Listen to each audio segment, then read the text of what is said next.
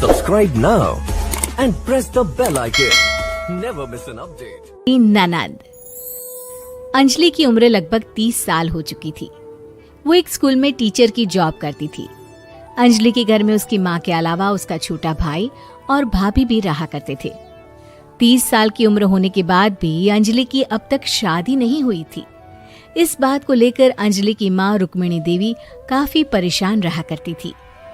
माँ, मैं स्कूल जा रही हूँ, जरा मेरा टिफिन तो दे दीजिए। अब क्या पूरी जिंदगी मैं तुझे टिफिन बनाकर देती रहूंगी? अरे कुछ सोचा भी अपने बारे में या बस ऐसे ही? क्या माँ, सुबह सुबह फिर वही बातें लेकर बैठ गई। माँ गलत क्या कह रही है अंजलि दीदी? इतनी उम्र हो चुकी है आपकी, माँ कब तक आपकी सेवा करती रहेंगी? भाभी, मैंने माँ को कब कहा कि मेरी सेवा करो? वैसे भी अपना टिफिन मैं खुद तैयार कर लेती हूँ, बस टेबल से उठाकर देने को ही तो कहा था।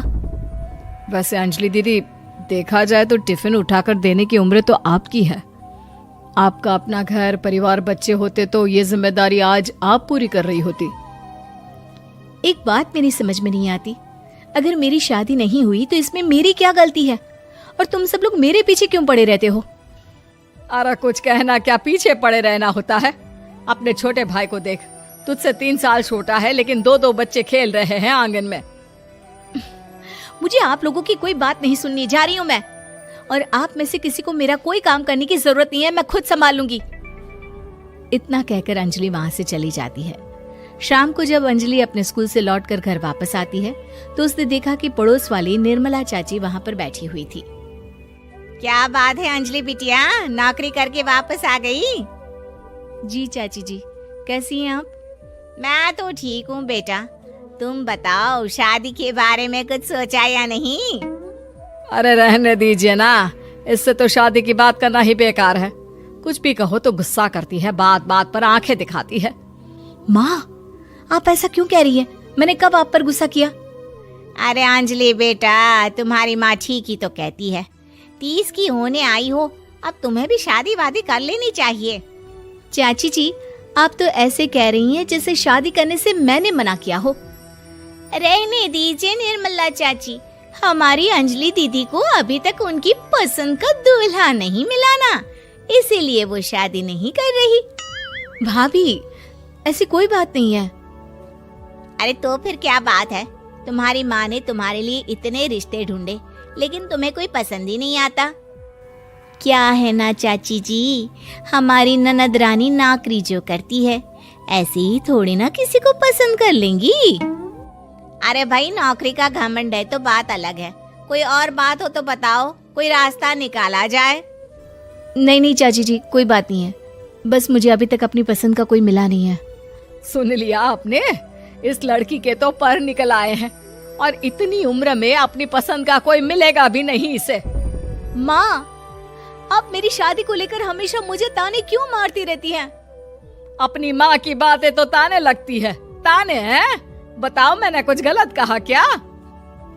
देखो, ये सब छोड़ो, मेरी दूर की बुआ का बेटा है, उसकी अभी शादी नहीं हुई है, उम्र होगी कोई 34-35 साल।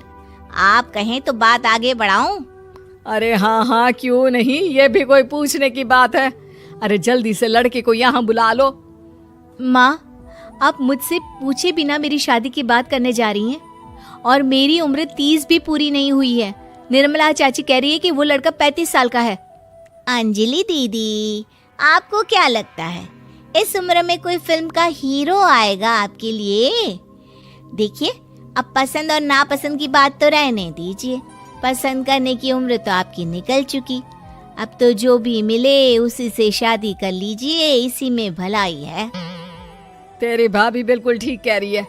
अब जैसा रिश्ता मिले उसके लिए हाँ कर देना, ताकि हम भी गंगा नहाए।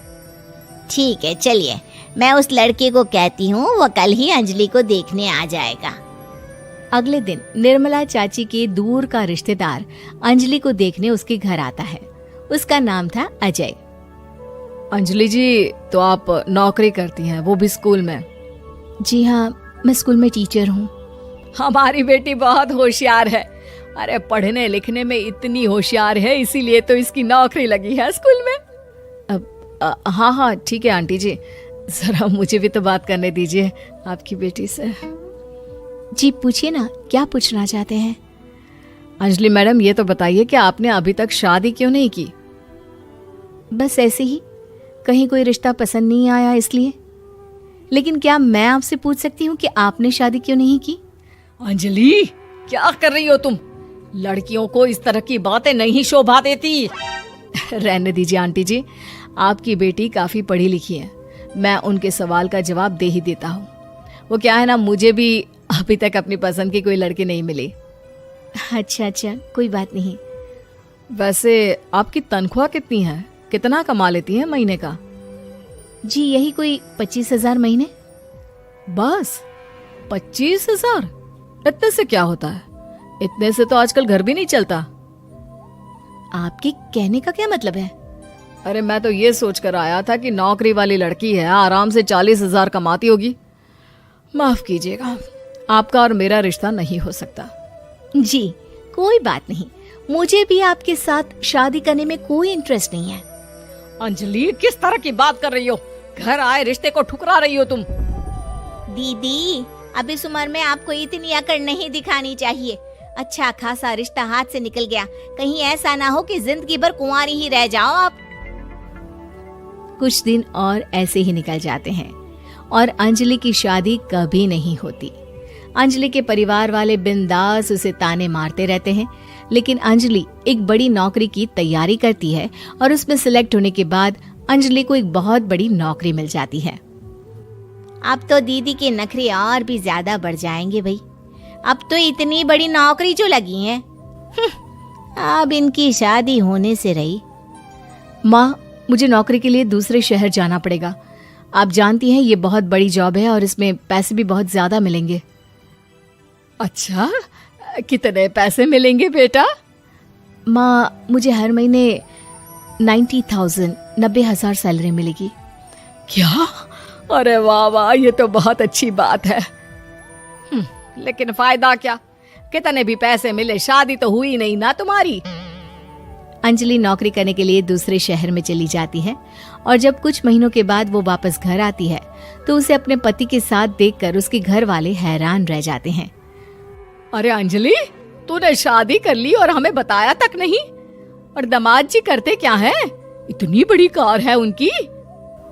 माँ, मैं आपको सब कुछ बताना चाहती थी, लेकिन आप सबकी ताने सुनकर बहुत दुखी हो गई थी और इसलिए मैंने अपनी पसंद से शादी कर ली।